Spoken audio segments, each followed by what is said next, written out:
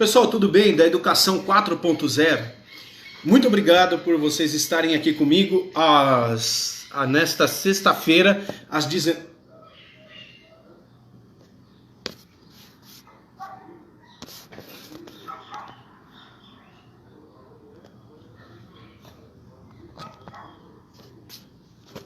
Opa! Aí, pessoal, voltando aqui, probleminhas técnicos.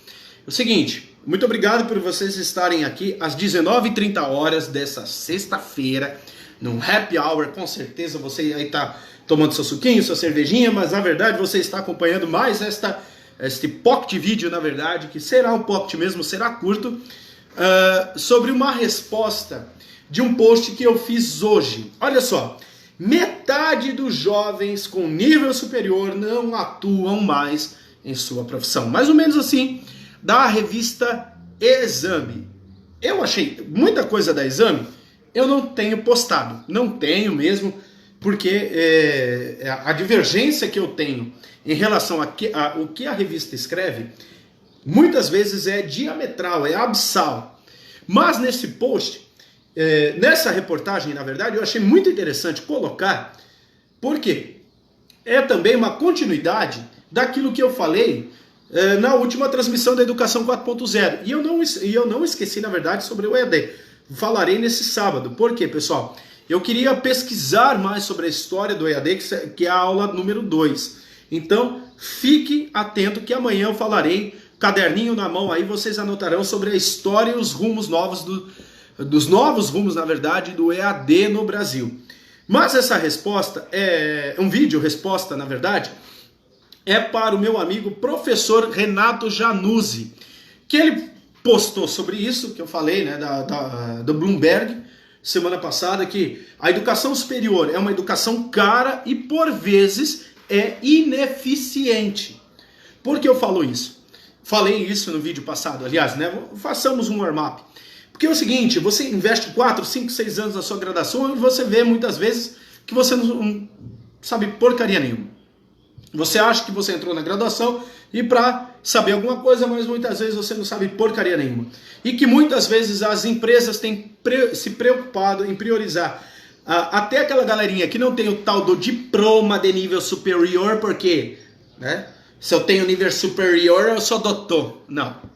Na verdade, as empresas querem hoje pessoas que saibam selecionar os problemas e solucioná-los, né? E muitas vezes essa galerinha que vem da faculdade vem com muita teoria, mas prática zero. Eu disse isso mais ou menos no Facebook semana passada, é só procurar lá que vocês verão. E corrobora com esta reportagem. E o professor Renato postou uma coisa muito interessante, né, que a questão a ser decidida não é o errado você não seguir a profissão a qual você primeiro se formou. Mas é saber que tudo aquilo que você aprende durante o percurso da sua vida é que te monta pessoalmente ou profissionalmente. E que o seu pessoal e o seu profissional compõem a tua vida. É mais ou menos dentro deste contexto. E ele fez uma alusão da caixa de Lego. Eu acho muito interessante o Lego, pessoal. Por quê? O Lego, ele é um brinquedo que você monta, que você faz com que as peças se encaixem de forma harmônica. Aí você tem lá o brinquedo. Aquilo que eles propõem a ser, na verdade, na caixa. Então você tem que analisar o projeto, tem que analisar as peças, saber aonde as peças se encaixam. E o mais interessante é que o Lego, ele é um quebra-cabeça construtivo em 3D. Da mesma forma, eu posso dizer, assim, se eu espalhar no meu tapete aqui no quarto, onde é o meu escritório também, um quebra-cabeça com 5.000 peças. Eu olho aquilo ali, eu não vou montar em 1 minuto. Eu vou demorar talvez 1 hora, 2 horas, ou até dias. A nossa vida é assim, a nossa vida profissional é assim. Por exemplo, eu tive a primeira formação em letras, né? Português, francês, português e italiano. Depois eu fiz pedagogia e agora estou fazendo engenharia de produção. Mas, Leões, o que tem a ver uma coisa com a outra? Letras, pedagogia e engenharia de produção.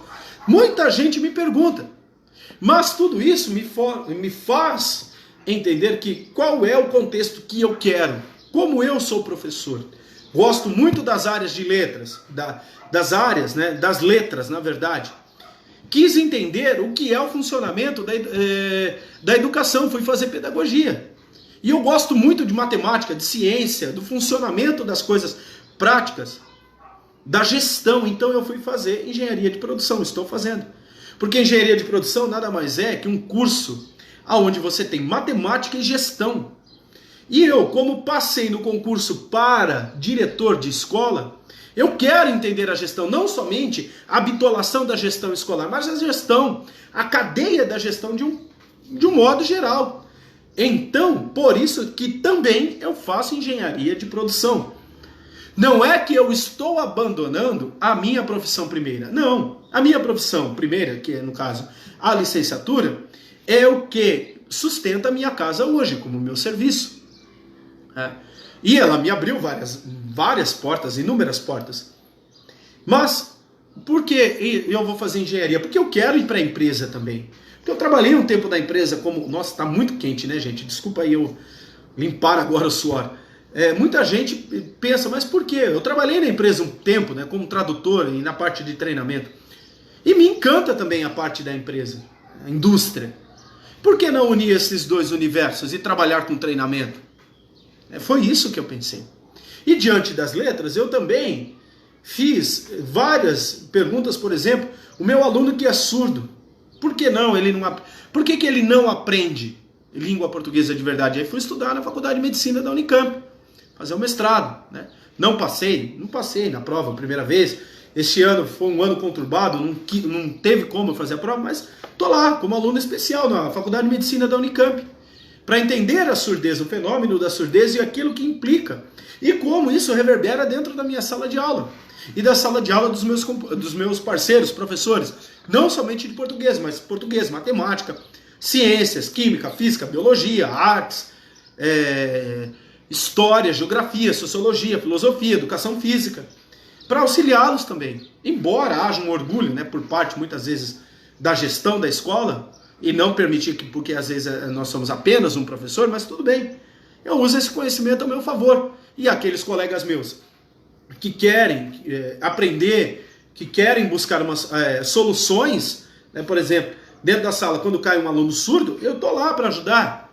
Né, como montar material, indicar literaturas e tantas outras coisas, né, concernentes a esse universo. No caso, língua estrangeira. Por que eu gosto de língua estrangeira? Comecei a estudar língua estrangeira como forma autodidata, e depois autodidática, aliás, e depois eu estudei licenciatura, primeiro francês, depois inglês, porque eu gosto. E hoje me ajuda na engenharia de produção, trabalho com isso também, porque muitos manuais em francês ou em inglês, embora o inglês eu detestava, eu tive que reaprender, porque eu tive um professor britânico, professor Robert da Cambridge University, tive que aprender e reaprender, e hoje muitos manuais de engenharia é em inglês, comando no AutoCAD é em inglês. Então tudo aquilo que nós aprendemos, formamos esse Lego, né? Esse quebra-cabeça.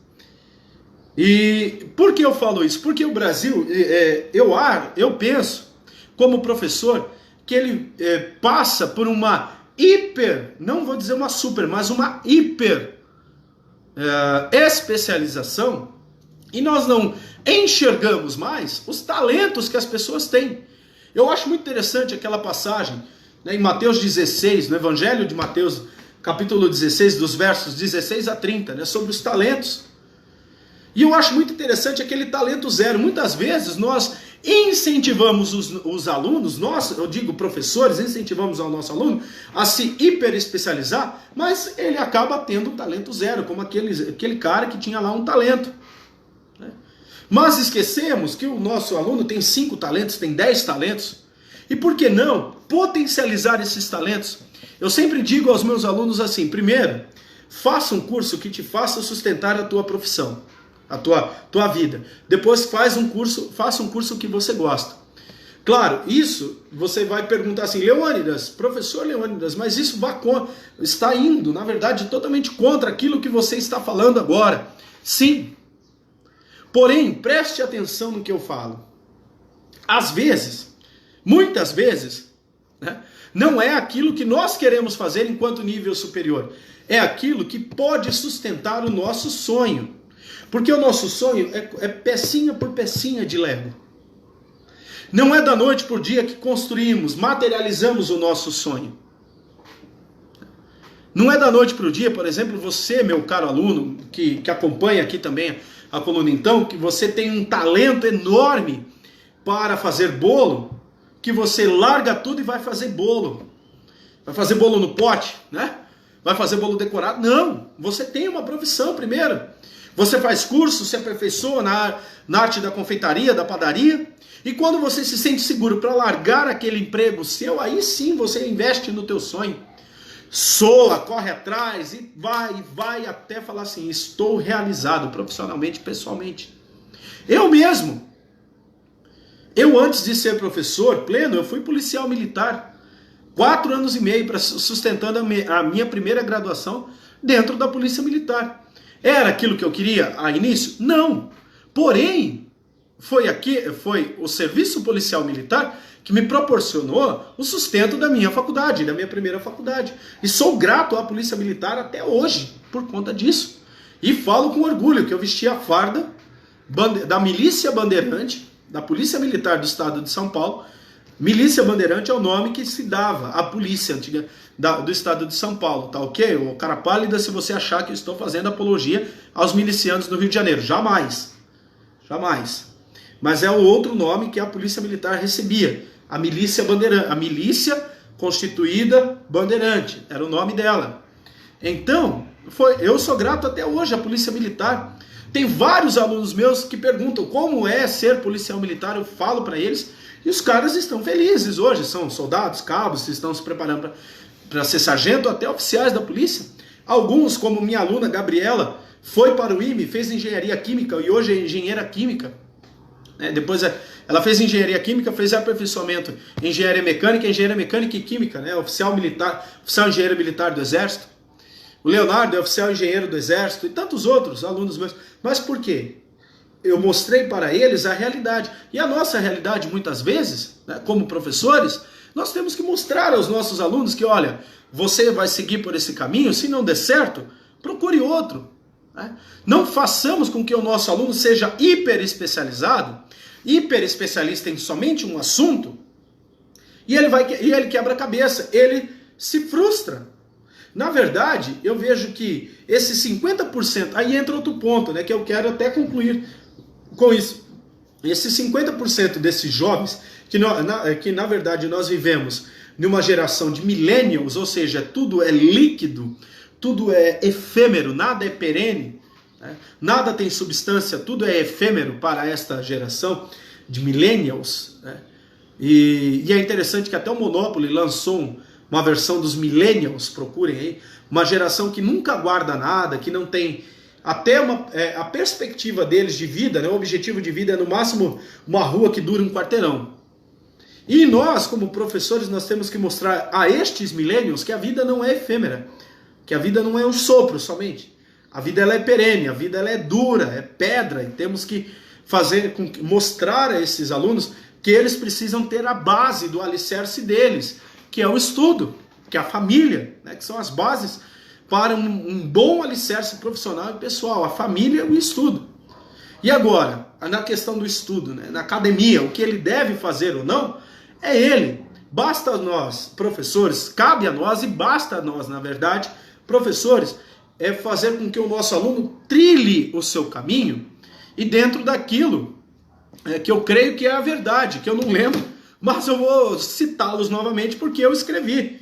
E eu gosto muito disso. Eu citei semana passada, mas eu cito com maior prazer, né? Jean Guiton diz o seguinte, que a função do professor ele tem 3 funções.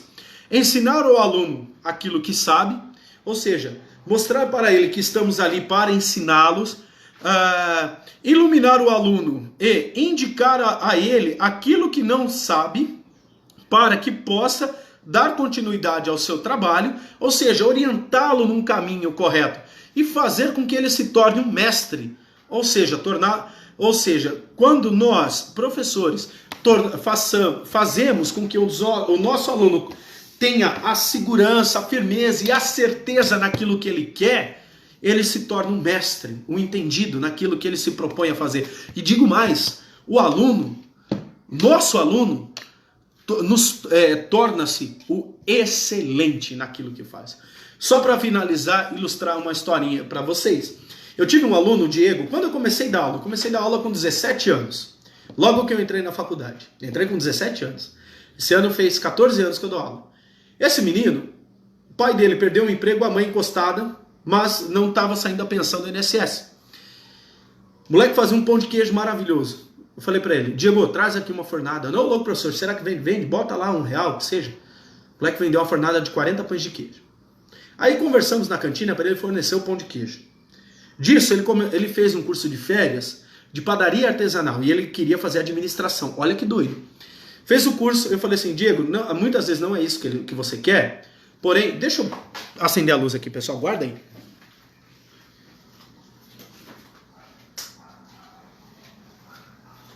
Aí, voltando aqui. Falei para ele, muitas vezes não é isso que você quer, porém, você tem dom, você tem talento. Entendeu lá porque eu falei dos talentos? Então faça isso. Começa a fazer bolinho, vende lá pra vizinha, vende aqui na escola. Eu mesmo comprei vários bolos, né? O moleque começou a se especializar em confeitaria para festa. Se você acha que confeitaria é tudo fazer bolo recheado, não, tem vários ramos. E disso foi indo para encurtar a história. Foi para Santos, fez gestão empresarial na FATEC de Santos. Hoje, ele ganha, brincando, só para ele, R$40 mil por mês. Fez gestão, depois fez gastronomia com ênfase em padaria e confeitaria. Ou seja, construiu o seu castelinho do Lego. Então é isso. O mestre, professor, ele tem que mostrar ao aluno aquilo que ele sabe, ou seja, a sua experiência acadêmica e pessoal, profissional e pessoal. Iluminar o caminho dele, ao ponto que ele consegue traçar uma meta, traçar um objetivo e fazer com que esse aluno seja um perito, seja um mestre. É isso. Então eu espero, professor Renato, que eu tenha respondido ao teu post, né, ao teu comentário lá, e porque isso rende muito, muito, muito assunto. Aos millennials, adolescentes que assistem ou assistirão a coluna Educação 4.0, lembre-se, você persiga seu sonho, mas persiga passo a passo para construir o seu bom alicerce. Honre tua família e honre aquilo que você aprende dentro da escola. Tá? Pessoal, muito obrigado, que Deus nos abençoe. Até a próxima transmissão da Educação 4.0, que será amanhã, falando sobre o histórico do EAD e as novas perspectivas do EAD no Brasil. Muito obrigado, pessoal. Até a próxima.